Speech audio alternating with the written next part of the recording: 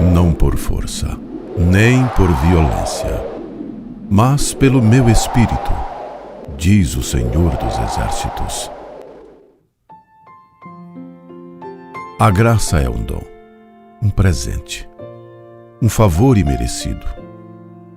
Deus derrama a sua graça sobre pessoas e quando Ele faz isso, situações são mudadas e o rumo da história é alterado.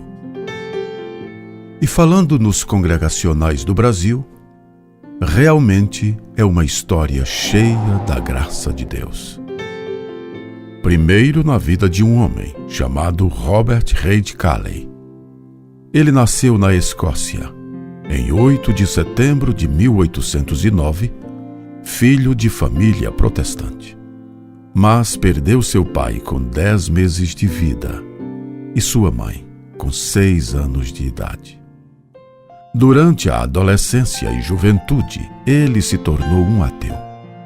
Mas a graça fez com que ele desenvolvesse intelectualmente e foi um aluno brilhante. Aos 16 anos de idade, ingressou na Universidade de Medicina e aos 20 anos diplomou-se em farmácia e cirurgia em Glasgow, na Escócia. E foi através de sua experiência na área da saúde que a graça o alcançou. Em 1835, ele teve a experiência com uma anciã enferma, que ao sentir muitas dores em sua enfermidade, foi confrontada pelo doutor em sua fé. Ao que ela disse a Calley: leia o livro. Naquela hora, o seu ateísmo foi abalado. 3 anos depois, ele casa-se com Margaret e torna-se doutor em medicina aos 29 anos de idade. No mesmo ano, a graça o leva para a Ilha da Madeira, para tratamento de saúde de sua esposa. E é na Ilha da Madeira que a graça o fez aprender o português. E também é lá que ele foi ordenado ministro do Evangelho em 1839. Na Ilha da Madeira, ele fundou escolas bíblicas e nas consultas médicas orava pelos atendimentos e colocava textos bíblicos nas receitas. Esta mesma graça, na vida do doutor, fez com que se desencadeasse uma perseguição contra ele em 1841, iniciada por empregadores e médicos e que despertou a atenção da Igreja Católica. O resultado foi a sua prisão em 1843. 3 anos depois, ele teve sua casa depredada e queimada e a sua fuga para abrigar-se na casa do cônsul inglês, disfarçado de velhinha doente, marcou a expulsão de vários cristãos da ilha, inclusive a dele.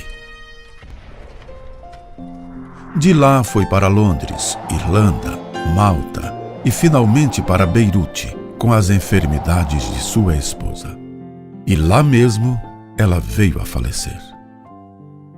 Após um tempo, ele conhece Sarah Poulton, moça congregacional que falava fluentemente vários idiomas, além de ser musicista, poeta e pintora. Em Beirute mesmo, eles vieram a se casar.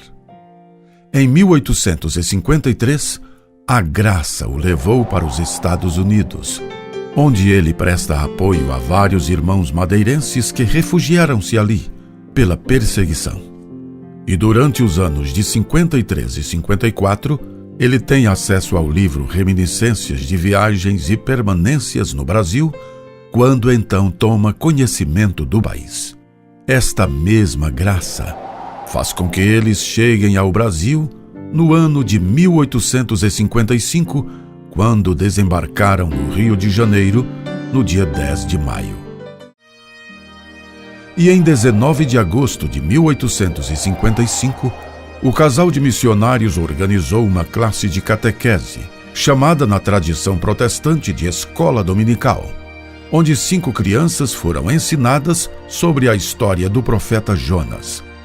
Esta aula é considerada como um marco, pois lançou as bases da missão protestante evangelizadora definitiva em língua portuguesa, que deram origem à Igreja Evangélica Fluminense, considerada a primeira igreja evangélica permanente no país. O Evangelho da Graça estava sendo fincado no Brasil. Esta mesma graça fez o Dr. Calley lutar contra as injustiças sociais. Ele ajudou o país na época em que a situação sanitária do Brasil assolava principalmente os mais pobres. Criou uma classe de estudos para os negros, na época da escravidão. Com a sua influência junto ao imperador Dom Pedro II, viabilizou o registro de nascimentos, óbitos e casamentos para pessoas de qualquer religião, os quais não eram regulamentados. Também conseguiu a autorização para celebrações de casamento por pastores, bem como autorização para sepultamentos de evangélicos nos cemitérios públicos. A graça também os fez produzir materiais importantes para o protestantismo brasileiro em português.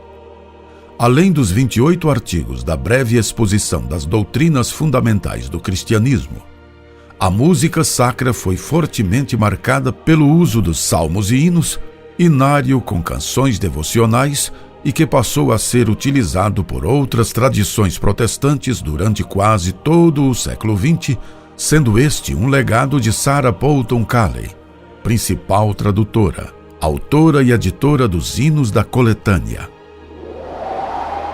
É a graça na perseguição, na evangelização, em sua família, na luta contra a injustiça. É a graça no crescimento do Evangelho. É a graça que não parou e ainda é derramada até hoje. Congregacionalismo brasileiro, 165 anos, uma história cheia da graça de Deus.